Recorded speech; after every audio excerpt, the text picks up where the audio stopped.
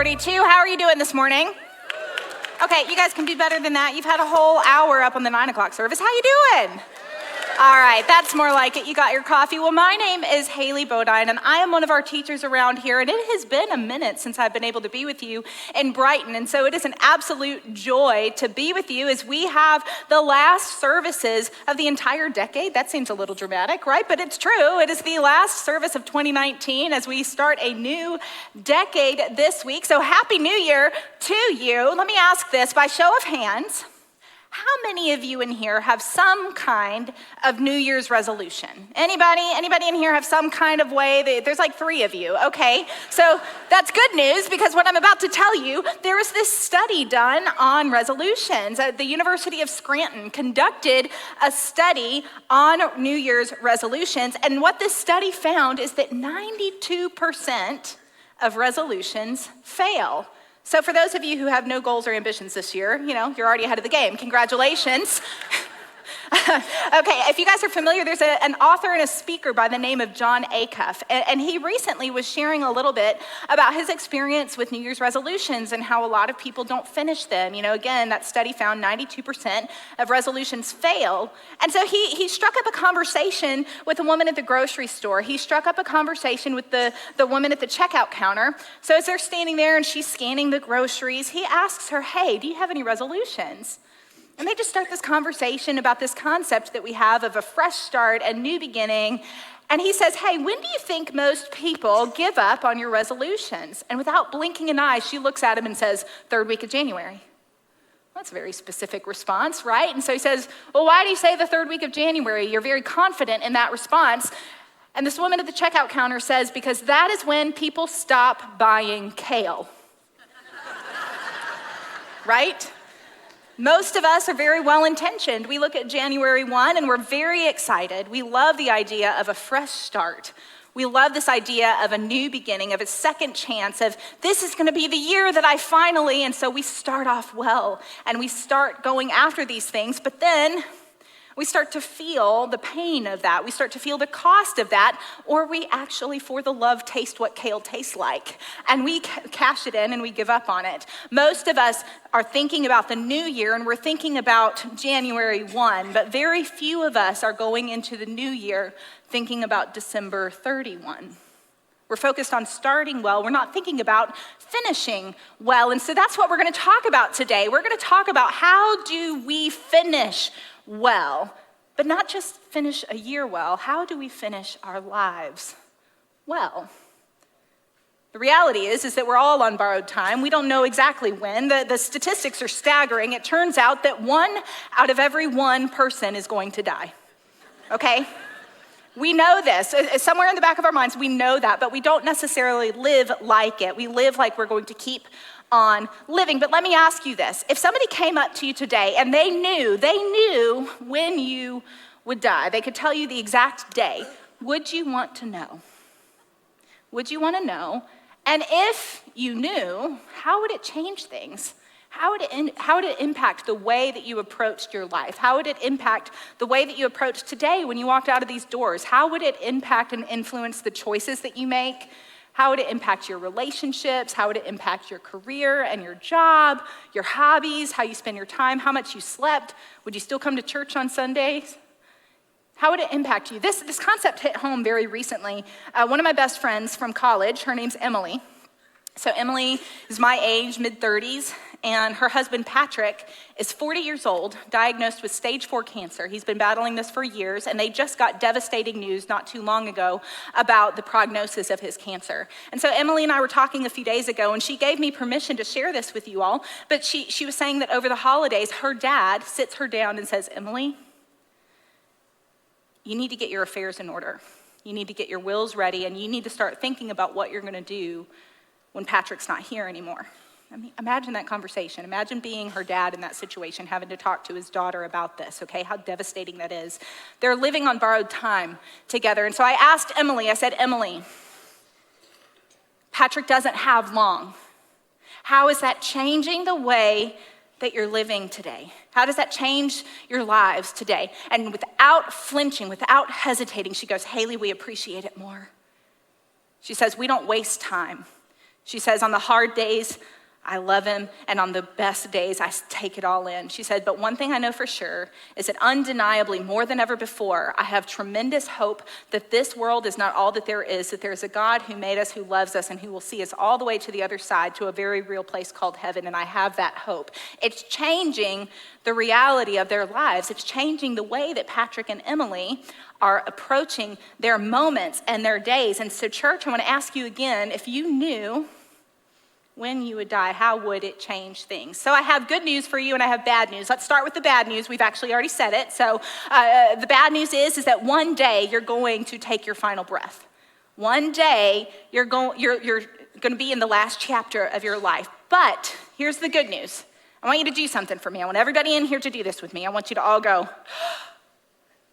take in that breath and feel it. One more time. Feel that. There's breath in your lungs, there's a heartbeat in your chest, and here's the thing that I know.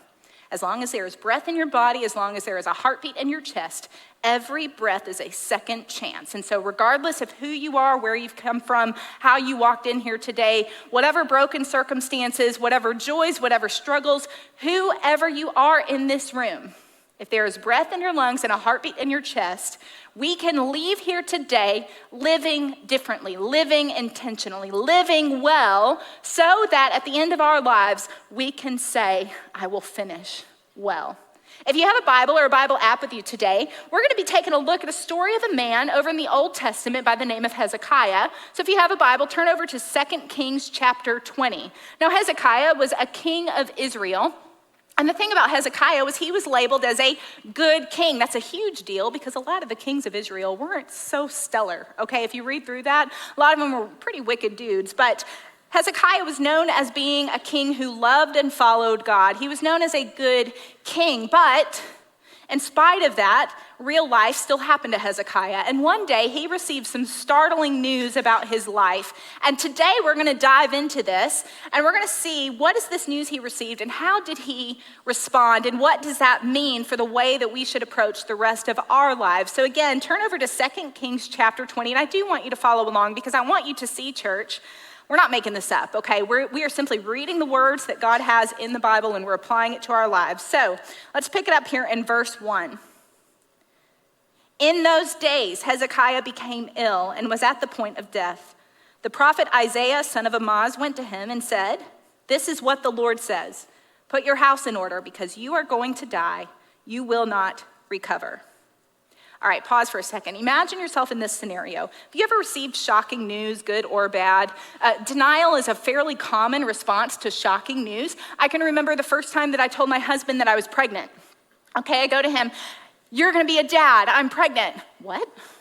Okay, he didn't quite receive it the first time, so I have to repeat it. Again, you're going to be a dad, I'm pregnant. And then, celebration, and it's great. Or maybe you've been in a situation where your boss sits you down across the table and says, we've had to make some budget cuts. Your position's being eliminated. And your brain goes a little fuzzy and you can't quite take it in, and so all you can muster up is, excuse me? Shocking news can be hard, and so Isaiah knows this, and he must have seen Hezekiah's face. You're going to die. Hezekiah's kind of looking at him, and Isaiah, just to clarify, to make sure that that's fully understood, you're not going to recover. And he follows that up. Let's keep going here. Hezekiah turned his face to the wall and prayed to the Lord. Remember, Lord, how I have walked before you faithfully and with wholehearted devotion and have done what is good in your eyes. And Hezekiah wept bitterly. So it's starting to sink in. It sinks in, this news that he's received. His life is coming to an end. He is going to die. And he does what most any of us would do. And he falls on his face and he cries out to God in this moment. He cries out. Everything that had started off that day as being priority suddenly is pushed to the wayside. It's not as important anymore. And Hezekiah starts to realize all the things that are left undone in his life. In fact, a very major undone thing in Hezekiah's life at this point is that he doesn't have a son. And that's important because King David, maybe you've heard of King David, God had promised King David that he would always have someone from his lineage on the throne as king of Israel. Now, Hezekiah is in the line of David, but he does not have a son at this point in time, which means that if Hezekiah dies, That promise isn't fulfilled. The line is broken. David no longer has somebody on that throne. And so Hezekiah receives this news, you're gonna die, and there's so much left undone. So he cries out to God. Let's finish this out. Before Isaiah had left the middle court, the word of the Lord came to him. Go back and tell Hezekiah, the ruler of my people, this is what the Lord, the God of your father David says. I have heard your prayer and seen your tears. I will heal you. On the third day from now, you will go up to the temple of the Lord. I will add 15 years to your life, and I will deliver you and this city from the hand of the king of Assyria. I will defend this city for my sake and for the sake of my servant David. Then Isaiah said, prepare a poultice of figs. They did so and applied it to the boil, and he recovered. Hezekiah had asked Isaiah, what will be the sign that the Lord will heal me and that I will go up to the temple of the Lord on the third day from now? Isaiah answered, this is the Lord's sign to you that the Lord will do what he has promised. Shall the shadow go forward 10 steps or shall it go back 10 steps? It's a simple matter for the shadow to go forward 10 steps, says Hezekiah. Rather, have it go back 10 steps. Then the prophet Isaiah called on the Lord, and the Lord made the shadow go back the 10 steps it had gone down on the stairway of Ahaz. Okay, this needs a little bit of explanation. So Isaiah has come to Hezekiah, said, you're gonna die, you're not gonna get better. Okay, and then he walks away. Hezekiah falls on his face and he prays to God. And before Isaiah has even left the vicinity, God says, hey, I want you to go back to Hezekiah. Tell him I've heard his prayers, and in 3 days, he is going to feel well enough to get over to the temple to worship. He's going to feel better 3 days from now. I will heal him. I have heard him. Not only that, I will add 15 years to his life. So you can imagine Hezekiah has been on a little bit of a roller coaster of emotions, right? Okay, you're gonna die, you're gonna be fine. You're gonna die, you're gonna be fine. So there's a little bit of this. And so he looks at Isaiah and he says, okay, I hear you, Isaiah. I believe what God has said, but I really could use a sign right now. I could use something right now that in 3 days from now, I'm gonna be healed. Is there anything that God can do to give me something to hold on to that his promise is true? Anybody ever been there? You ever just say, God, I wanna believe you, but I need something more. Can you give me something to hold on to? So Hezekiah asks for this. Now from where Isaiah and Hezekiah are right now, they could see this stairway of Ahaz. There are these stairs that are cascading where they could see. But the thing is these aren't just any normal stairs. They were constructed to actually be a time-telling device, kind of like a sundial. And so you could tell the time of day. The sun would shine on these stairs and would cast a shadow. And as the day goes on, the shadow would fall further and further down the stairs, so you would know what time it was. And so Isaiah says, okay, let's ask God to give you a sign, something you can hold on to. Do you want to ask God to speed time up or to slow it down? Do you want the time to move forward faster down the stairs or go backwards? And Hezekiah says, it's a harder thing to make time go backwards. I mean, think about the laws of physics that have to be changed and adjusted for this to happen, right? And so that is what they ask for, and God does it. How much compassion is there that God not only hears Hezekiah's prayer, he hears him, he answers him and says, I've heard you and I promise you're gonna get better. I promise that, and you get 15 extra years. But then in such compassion, like that of a father just wanting to hold his kids and assure them it's gonna be okay, he says, yeah, I'll give you a sign. And he makes that shadow back up. That's tremendous. Guys, a lot of us in this room, we're living our lives as though it's just gonna keep on going. We're living our lives as though there's not an end date. But whether we live in the reality of the fact that one day we are going to die or not, it does not change the fact that we are.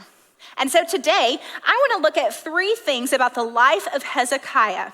3 things about Hezekiah that we ought to emulate, that we ought to take on ourselves if we are going to walk out of here a changed people, if we are going to walk out of here to live well and ultimately to finish well. The first thing that we see about Hezekiah is that Hezekiah clings to the Lord. Read this in 2 Kings 20, verse 2.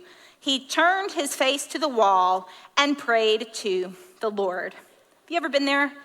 You ever been so desperate that you think to yourself, there's nothing left to do but pray, and so you fall on your face because you're so helpless, you're so powerless. And Hezekiah does this in this crisis moment. He falls on his face and he prays. But what we see, if we back up a little bit in the life of Hezekiah, this wasn't just a panicked crisis response. Hezekiah actually held fast to God. He knew where his security lay. He knew where to go when real life happened. He knew the unshakable foundation that God was in his life, and he had been cultivating that all along. Take a look at this in 2 Kings chapter 18, a few chapters before this. It says, Hezekiah trusted in the Lord, the God of Israel. There was no one like him among all the kings of Judah, either before him or after him. He held fast to the Lord and did not stop following him. He kept the commands the Lord had given Moses. Earlier this year at 242, we went through a series called Anonymous. And in that series, we talked all about how the hidden places of our lives matter more than the seen places, than the places that other people witness. And that series was based on a book by Alicia Britt Chole. And in that book, she writes this: I feel that trials do not prepare us for what's to come as much as they reveal what we've done with our lives up until that point. In other words, trials tell us less about our future than they do about our past. Why? Because the decisions we make in difficult places today are greatly the product of decisions we made in the unseen places of our yesterdays. Today's decisions foreshadow tomorrow's challenges and reflect yesterday's choices. Hezekiah had made a lifestyle out of clinging to God. He had made a lifestyle of following the one that he knew would never let him down, the one who was stable and secure. And so, church, I'm convinced that if we are going to live well, if we are going to finish well, then we have to build a foundation under our feet to stand on the living God, on the one who will not let us down. We hold fast to the one we know we can trust, and that comes through following him in the day-to-day, the moment by moment. At the end of our lives, we will never, ever regret holding fast to God. Now we see him do a second thing here. So Hezekiah clings to the Lord, but Hezekiah does a second thing. He crushes the idols. If you study the history of Israel, I mentioned early on in the message today that there were lots of wicked kings. There were all these false idols, all of these other idols that people would worship. They were sacrificing their very lives on the altars of things that weren't God. They were giving their children, burning and murdering their children at these altars, wanting hope, wanting fulfillment, wanting blessing from things that were made with their own hands. But Hezekiah comes on the scene, and he's one of the very few kings that actually destroys those idols and redirects people to where their hope actually lies. And so if we're going to live whole lives, if we're going to live well and finish well, we have got to identify and destroy the idols in our lives. Now that sounds weird. That's not a phrase that we talk about. That's a very churchy Old Testament type word, idol. We've got to crush the idols. But what I mean is this: there are lots of good things in our lives that take very bad places in our priority list. We try to find our identity, our security, our purpose, our value, our worth, our significance in all kinds of ways that will never ever satisfy. Have you ever thought to yourself, if I only had this much money in the bank, then I would be okay? If I only had this many followers on social media, if I only weighed this much, if I only got that next promotion or that next job, if I only, we chase after things that in and of themselves are not bad things. But church, an idol is anything that we try to find our security, our value, our worth, our significance from that isn't directly from our Maker himself. We'll call it hunger. We all have these hungers for significance. And the hunger itself, the desire itself to be known, to be important, to know that we have value and worth, the hunger itself is not bad. Just like my kids, when they're hungry, it's not bad that they're hungry, but it is how they are nourished that matters, right? My kids would eat candy every day for dinner, all day, every day. Can I get a witness? Anybody have kids and you're like, yeah, I got to make sure that they don't find the candy bin? Yeah, that's my kids. As their mother, I care about the hunger that they feel. But I also know that they need more than what they crave. They need real nourishment from real sources to be satisfied. We all have these hungers. In fact, Florence Welch, if you're a music fan like me, Florence Welch wrote this song called Hunger. Maybe you can relate to these words. I thought love was in the drugs, but the more I took, the more it took away, and I could never get enough. I thought love was on the stage. You give yourself to strangers and you don't have to be afraid. And then it tries to find a home with people, but then I'm alone, picking it apart and staring at my phone. We all have a hunger. Here's something interesting. Those of you who have any sort of resolutions, like the 3 people that raised their hand early on, if you have any sort of health goal for this coming year, I was reading a study recently about just physical health and nutrition and all kinds of things. And this study that was done said that 37% of people mistake hunger for thirst. What that means is that when your body starts to become thirsty or slightly dehydrated, your body can actually mimic hunger pains and tell you to eat something. But the problem is that if you're thirsty, but your body is telling you that you need to eat something, you're still gonna stay thirsty. 37% of people mistake hunger for thirst. Now, this tells me something that has some spiritual significance here. It tells me that sometimes the things that we want so badly are going to be deceiving. We're gonna think, if I could only have this, then I'll be satisfied. If I can only have this, then I'll be whole. If I can only do this, then I will be okay. But if we are going to live whole lives with few regrets, that we finish well, then we need to know where our true source of satisfaction comes from and how to satisfy that. And it is no coincidence to me that in John chapter 4, Jesus refers to himself as living water. He says this, "Everyone who drinks this water," just talking about plain old water, "everyone who drinks this water will be thirsty again. But whoever drinks the water that I give him will never thirst. Indeed, the water I give them will become in them a spring of water welling up to eternal life." We all have these hungers, we all have these desires, and we have a good God who sees us like a father looks at his kids and he says, "I know that you have these desires, let me satisfy them, because these other things were never designed to make you whole. They aren't bad. They aren't bad things, but they were never designed to give you the security that you're longing for." And so what would it look like going into 2020? What would it look like staring down the path of the rest of your life if you intentionally dug your heels in to find your worth, your significance, and your value, not in what you do, not in what you have, but in who made you? And who made you? What would that look like? Okay, so Hezekiah, he clung to the Lord. He crushed the idols in his life. But we see Hezekiah do a third thing that I believe that we ought to emulate as well if we are going to live and finish well. Hezekiah prayed big, bold prayers. If we're gonna live well, we should pray big, audacious prayers and step back and watch God move. I love this. Hezekiah prays. It says he fell on his face and he prayed and God saw him. I want to pause there for a second, and I want to just point something out about God in this moment. God saw him. In Hebrew culture, a name was more than just a name. A lot of times we name our kids these days just based on what sounds good or what's really cool, but in Hebrew culture, a name had a meaning, and that meaning was suggestive of a character trait of the person who had the name. And one of the names of God that we see in the Old Testament is this name, El Roi. El Roi. And it means the God who sees. If you have ever prayed a prayer and felt like it was just hitting the ceiling, it was going nowhere, I hope that you're encouraged today. God is the God who sees. He's the God who sees you, and he hears you. And he hears you with tremendous compassion. And so I just wanted to pause there and point that out to you. But I also want to notice something else here about Hezekiah's prayer. Hezekiah prayed a big, bold prayer at the feet of God. And he cries out for mercy. He cries out for compassion. God sees him. But then Hezekiah gets up, and he and Isaiah put together a poultice. It's a salve made of figs, and they put it on the tumor. They did something. There was an action step to it. A lot of times we treat prayer as kind of a last resort type thing. Well, I guess there's nothing else to do but pray, and it's kind of a Hail Mary type move, right?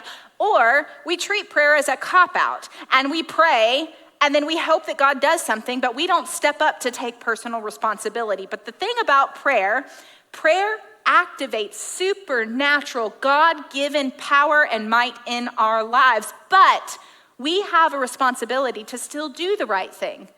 We still have to eat right. We still have to exercise. We still have to follow the doctor's orders. We still have to create and follow the budget. We still have to do things in our lives that marry with that prayer for God to do supernatural things. And so as we consider the rest of our lives, we ought to pray like it depends on God, but we also have to work and do like it depends on us. There's a partnership in the way that that works. And we see Hezekiah do that. We ought to be doing that in our own lives. But I'm so thankful. I had somebody in my life say this over and over and over again to me in college, and I want to say it to you, church.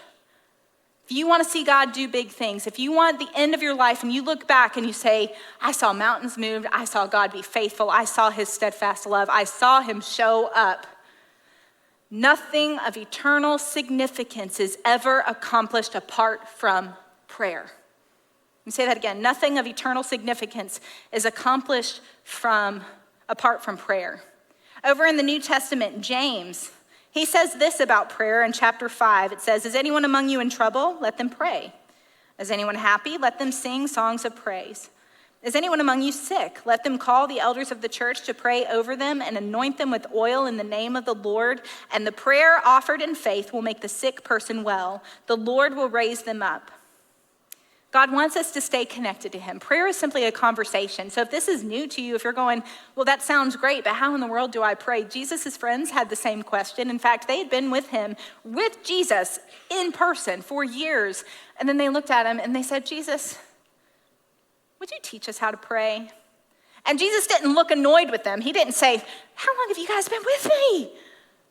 He looked at him and he said, yeah, I'll teach you how to pray. And he models this for us. But guys, there's no formula. Prayer is simply talking to God. Show of hands, how many of you guys have kids? Okay, quite a lot of you guys. You remember when your kids started getting into that toddler phase and they started to talk and nobody knew what they were saying but you knew, you understood the words that were coming out of their mouth before they could really start to form that. God hears us. And so if prayer is new to you, there's no right way. He's our Father. He wants to hear from us. And so stay connected to him. And one practical way to do this, as you look to 2020, as you look to the rest of your lives, maybe this will help you. This is something just very practical as you start to become a person of prayer. At my desk, if you were to come to my house, in my basement is my workspace. I've got a desk, and I keep my Bible and my journal there, but I also keep 3x5 cards. And when I go down there to study my Bible and to pray, I keep these index cards. And as things come up that I see are needs in other people's lives or in my own life or things that I just want to see God move and do, I put the date on this card and I write what it is that I'm praying for and I tape it to the wall in front of my desk. What this does is it reminds me to pray. It reminds me that I want to be intentional about talking to God about this situation or this desire or whatever it might be. But then as I'm reminded of it, it also triggers, am I seeing God do something here?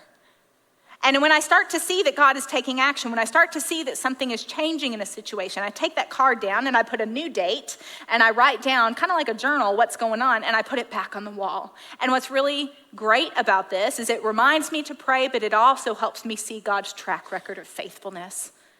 So that as I continue to pray, I can say, God, I saw you move there. I saw you do something there. I can trust that you're going to move here too, that you see me, that you haven't forgotten me. And so I encourage you to do something like that, or maybe it's in a journal or something, but start just writing down what is it that you're talking to God about, and then go back and track how is he showing up. Because church, I will tell you that time and time and time again, he will prove himself faithful and true. And as you start to see that, you can hold on to great confidence. The things that maybe you feel like he's being silent about, he hasn't forgotten about. As we close things out today, there's a certain prayer, just for the next 7 days, I want to challenge you to do something. I want to challenge you to pray a very specific prayer. It's found in Psalm 90. It was written by Moses. And what I would challenge you to do is for the next 7 days, when you wake up, before you look at your phone, before your feet hit the floor, just quietly in your bed, just think this prayer and pray this to God. It says this, Psalm 90, verse 12. Lord, teach us to number our days that we may gain a heart of wisdom.